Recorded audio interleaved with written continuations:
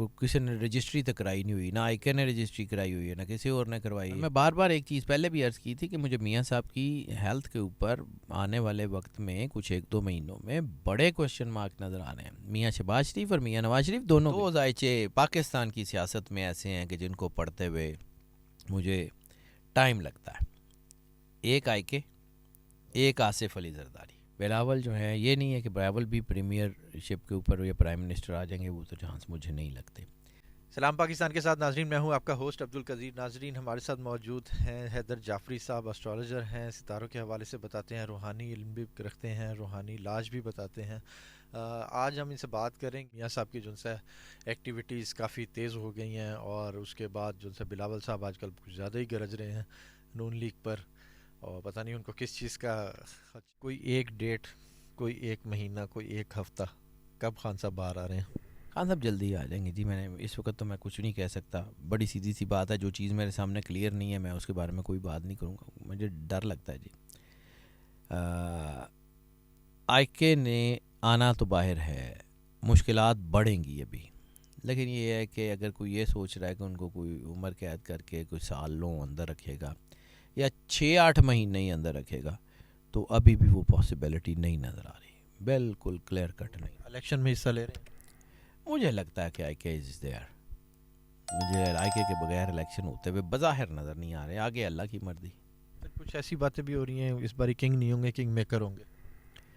Sir, king maker कायनात में सिर्फ एक ही है, और जिसको अल्लाह कहते हैं, वो जो चाहेगा करेगा, वो किंग मेकर वो बनाता है, मुसब्बबुल असबाब वो है।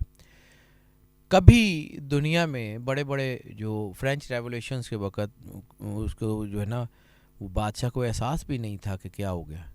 वो जो अलामा साहब ने कहा था ना कि ग़ुलामों ने तोड़ दी, जब मिसरा भूल गया कि वो जो आकाओं के खैमों की तनाब, तो वो ऐसे ही होता है, ये अनएक्सपेक्टेड ही होता है, आनन फानन ही होता है।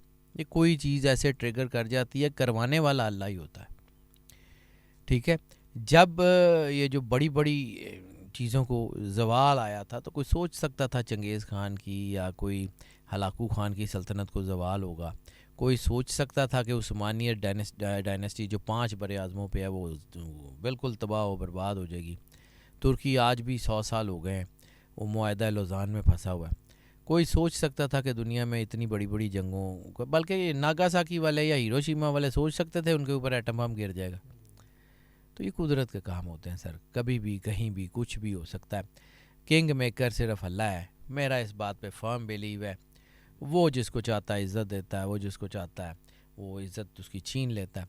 और दूसरा, ये जो स्पिरिचुअल पावर्स हैं, ये रसालत माब सरकार ख़त्मी मरतबत सरूर अंबिया सल्लल्लाहु अलैहि वसल्लम का बातनी महकमा है, ये मदद करता ही करता है। ये किसको भी कर सकता है, किसी का किसी ने रजिस्ट्री तक कराई नहीं हुई, ना आईके ने रजिस्ट्री कराई हुई है, ना किसी और ने करवाई है, ये अल्लाह की मर्ज़ी है। इस वक्त अल्लाह आईके को फेवर दे रहा है, तो मैं आपको बता रहा हूँ कि अल्लाह इज़ गिविंग फेवर टू आईके। अगर ना देगा तो मैं ही हूँगा जो कह रहा हूँ कि जी नहीं, मैं नहीं लगता। अच्छा सर, खान साहब की तो बात हो गई, अब बात करते हैं मियाँ साहब की। मियाँ साहब का आगे फ्यूचर क्या देख रहे हैं? मियाँ साहब को बहुत बड़ा डेंट डालते हुए नज़र नहीं आ रहे मुझे। और मैं बार बार एक चीज़ पहले भी अर्ज़ की थी कि मुझे मियाँ साहब की हेल्थ के ऊपर आने वाले वक्त में कुछ 1-2 महीनों में बड़े क्वेश्चन मार्क नज़र आ रहे हैं, मियाँ शहबाज शरीफ और मियाँ नवाज शरीफ दोनों के। और पहले तो मियाँ नवाज शरीफ साहब का था, अब शहबाज शरीफ साहब की भी सेहत का मसला है। मैंने तो दोनों अर्ज़ किया कि दोनों के ऊपर मुझे लग रहा है कि क्वेश्चन मार्क्स हैं। और आ, दूसरी बात कि अगर उनकी अगली जनरेशन्स की बात कर रहे हैं, तो फिर मरियम से निस्बतन तगड़ा जो कैंडिडेट होगा वो हमज़ा होगा। मरियम से निस्बतन तगड़ा कैंडिडेट। नवाज शरीफ से तगड़ा शहबाज शरीफ। शहबाज शरीफ साहब के चांस जो हैं वो फिर बेहतर हैं, लेकिन नवाज शरीफ साहब मुझे प्रीमियरशिप ऑफ पाकिस्तान के ऊपर आते हुए तो बिल्कुल भी नज़र नहीं आ रहा है। मैं कैटेगोरिकली, जैसे वो कहीं खान ने कहा था एब्सोल्युटली नॉट, तो एब्सोल्युटली नॉट। आप भी उसी पे ही हैं।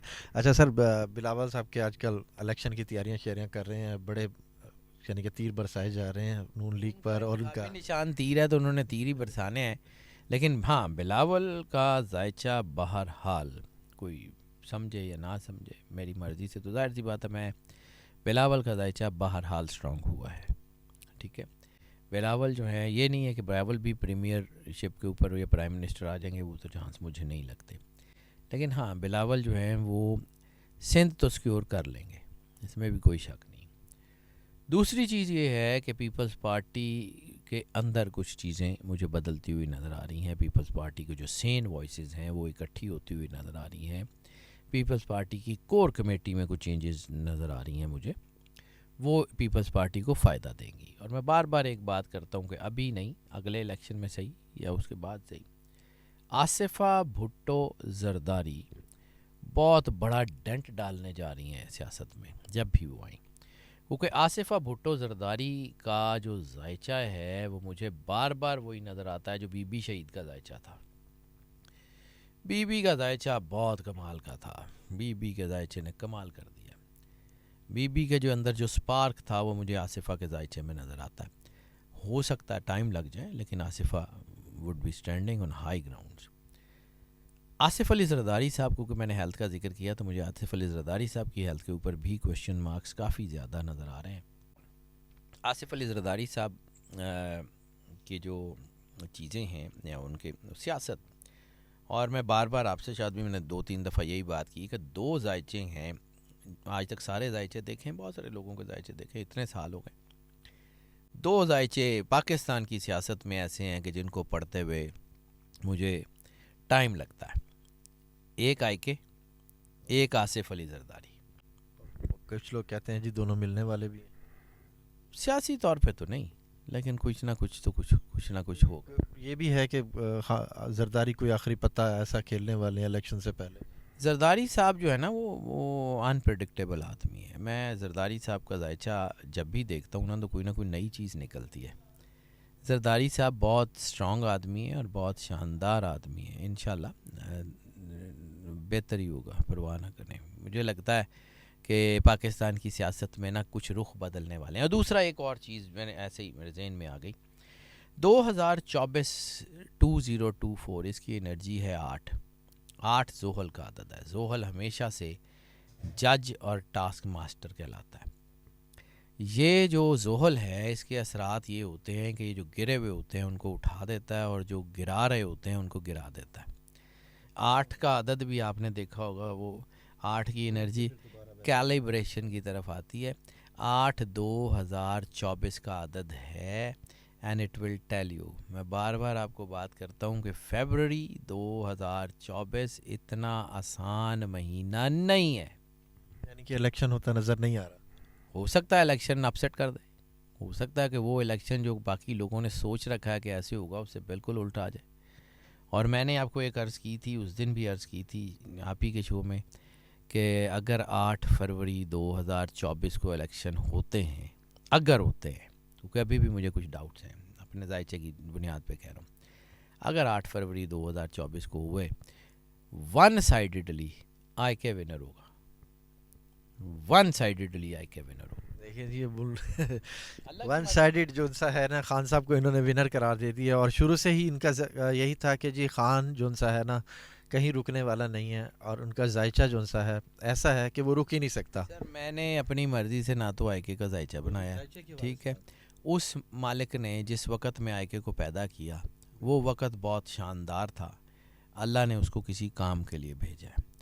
عام لوگوں کی زندگی میں راج یوگ ایک بار بن جائے تو بہت بڑی اچیومنٹ ہوتی ہے۔ 3 راج یوگ ہیں آئی کے کی زندگی میں، 2 گزار چکا ہے، تیسرا بھی بننا ہو ہی نہیں سکتا کہ کوئی چیز، ہاں اللہ بدل دے، اللہ کہے کہ بس ٹھیک ہے دوجی وری ہو گیا، تیسری وری میں نہیں دیندا، وہ ایک علیحدہ بات ہے، لیکن مجھے نظر آ رہا ہے کہ تیسرا راج یوگ ہے اور دنیا دیکھے کہ وہ کیسے کہاں پہ کھڑا ہوگا۔ بہت شکریہ سر، بہت شکریہ سر کا یہی کہنا ہے کہ جی آئی کے کا جو سا ہے ذائچہ ایسا ہے کہ اس کو کوئی روک نہیں سکتا۔ آگے دیکھتے ہیں جی، باقی جو کچھ ہے اللہ کے ہاتھ میں ہے، اللہ جیسے چاہے گا ویسے کرے گا۔ بہت شکریہ، سلام پاکستان۔